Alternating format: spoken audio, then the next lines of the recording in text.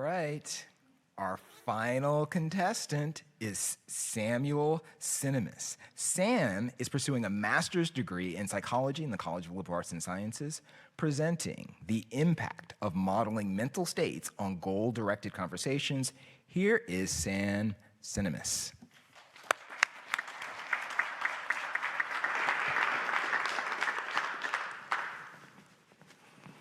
Can I get a show of hands? Who here has ever had a conversation go poorly? Something we all have in common. Whether it's simply miscommunication or maybe a laggy Zoom call, some conversations we have in our day-to-day lives seem to go astray. Now, this may be fairly innocuous for mundane conversations, like talking about your morning commute. But for more serious conversations, this can be more problematic. Specifically, I'm talking about goal-directed conversations. Those where we are not talking for idle chit-chat, but we are instead trying to convey a specific piece of information to another partner. And it's important that that other partner comes away from the conversation with the same understanding as our own. For example, a job interview is a goal-directed conversation.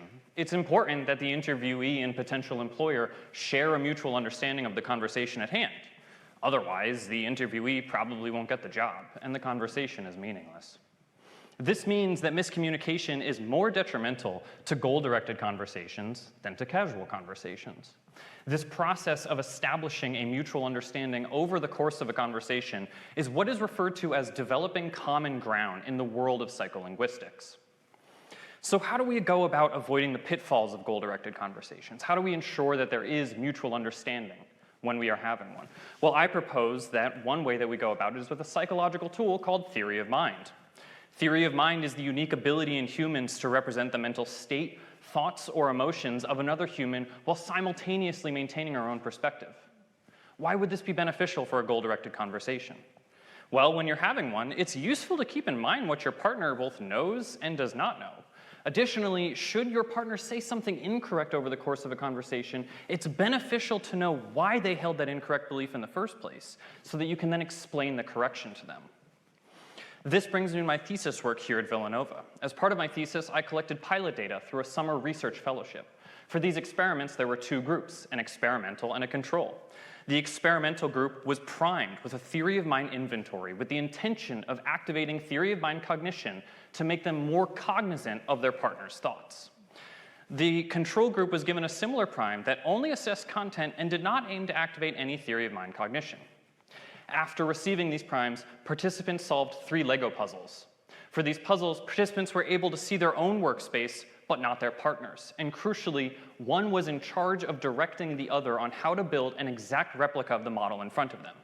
You can see our laboratory setup as well as examples of these models completed flawlessly and with errors on my PowerPoint slide. We hypothesized that participants who received the theory of mind prime would make fewer errors on average building the models than those that did not. And the results show just that.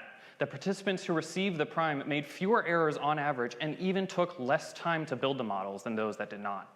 This data has been invaluable towards my work here at Villanova. Thank you very much for your time. I'm happy to answer any questions.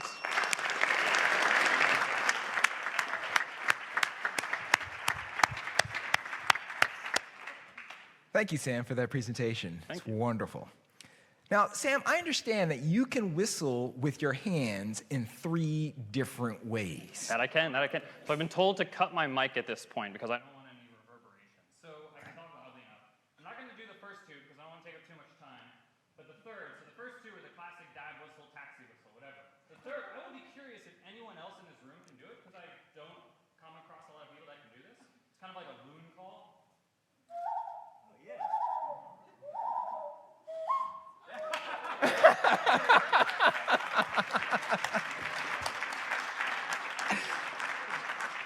So, Sam, can you tell us on what occasions you roll out the different whistles?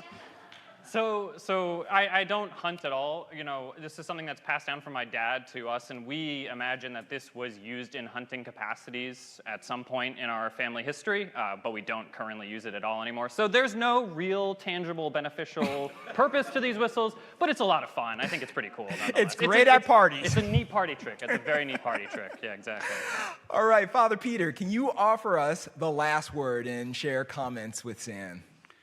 Sam, I thought your presentation was really interesting, and I feel like I have goal-directed speech every day that nobody ever hears. I would really like you to come into my office and just sit there and teach them all how to do these Lego puzzles, because I might get a lot more accomplished here if people understood what I was actually trying to say to them. So thank you very much. It was very interesting. Wonderful. Thank you so much.